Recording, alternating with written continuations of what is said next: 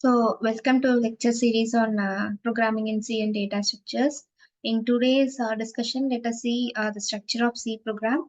So, the structure of C program looks like what is displayed in the screen. So, initially, it includes the documentation details, which we will not include in most of the programs. So, it is not mandatory for all the programs.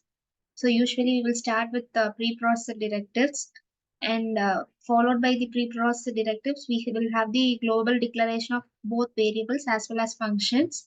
So after the global declaration is completed, we will write the main function. So which is mandatory for all the programs, irrespective of what concept we are using. Main function is mandatory for all the programs.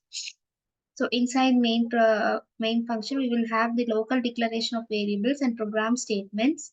So if we have defined any functions outside the main, those functions can be called from within the main function. So this is the general or default structure of a C program. So this structure can be altered according to our needs. So let us see an example. So this is an example C program. This program accepts a number from the user and it displays the same to the user.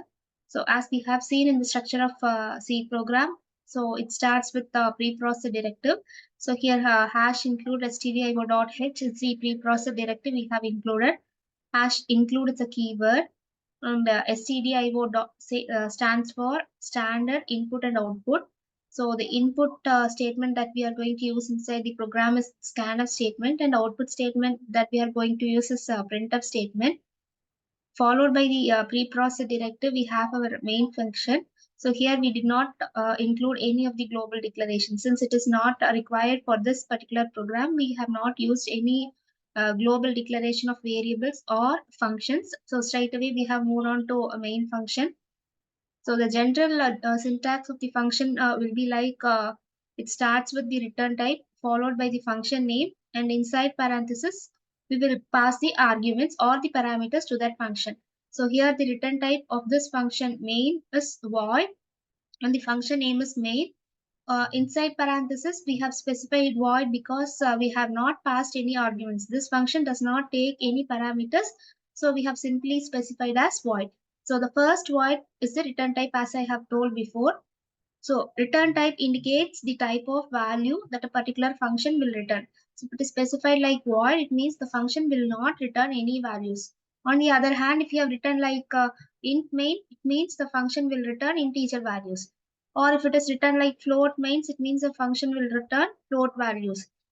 So other than void, if you use any other return types like int or float or character, we have to use return statements inside the function without fail. So the function has to compulsorily return some values.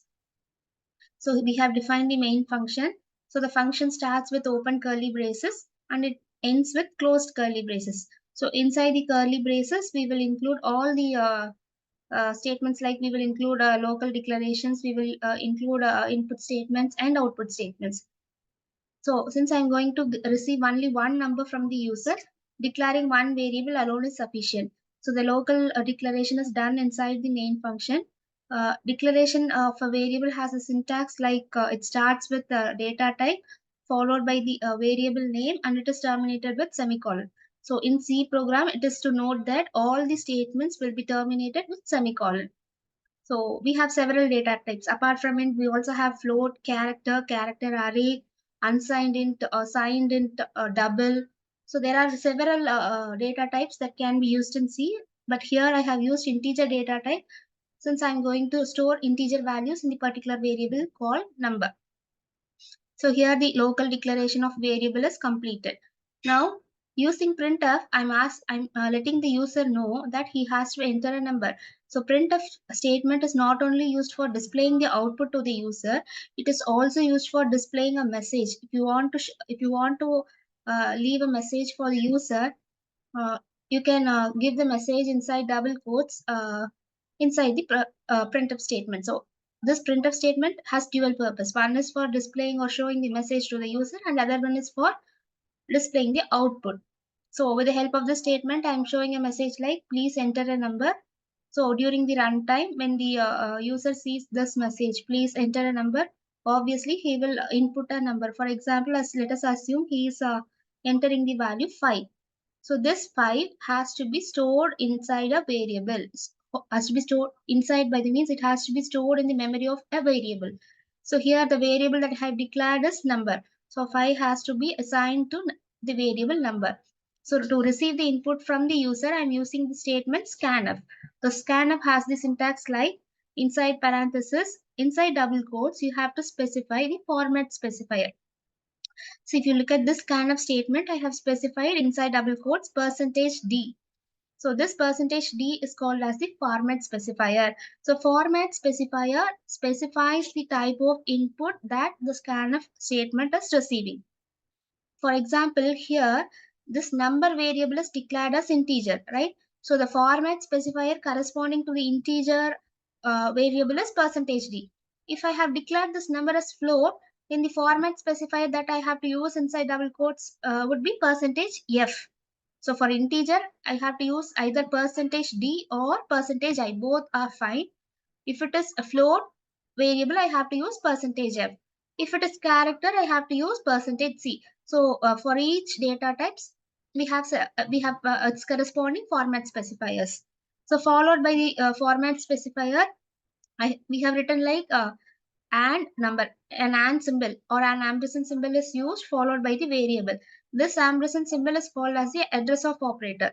So this specifies the address of variable number. So whatever value I am entering for this particular value will be stored in the address of variable number. So here I have said before, the user the user is assumed to enter the value 5. So this particular value 5, it will be entered or stored in the address of variable called number. So I have received the input or I have accepted the number from the user. My next process is to display the value to the user. So for displaying purpose, as I have said before, we will use printf statement. So inside printf statement, I'm telling like you have entered, this is a message followed by %d. Then I'll close the double quotes, comma number. So here %d is replaced with the value of the variable number. So whatever variable I'm using, I'll be specifying the format specifier in both scanf as well as in printf statement. So here 5 is replaced in the place of %d. So the output that will be displayed is like you entered %d. So after return 0, the program will be terminated. So hope you understood. So in the next video, we will see few examples. So let me show you, let me type the program in Turbo C and how I'll show you how the program runs and what is the output that is displayed in the output screen. So thank you. We will see in the next video.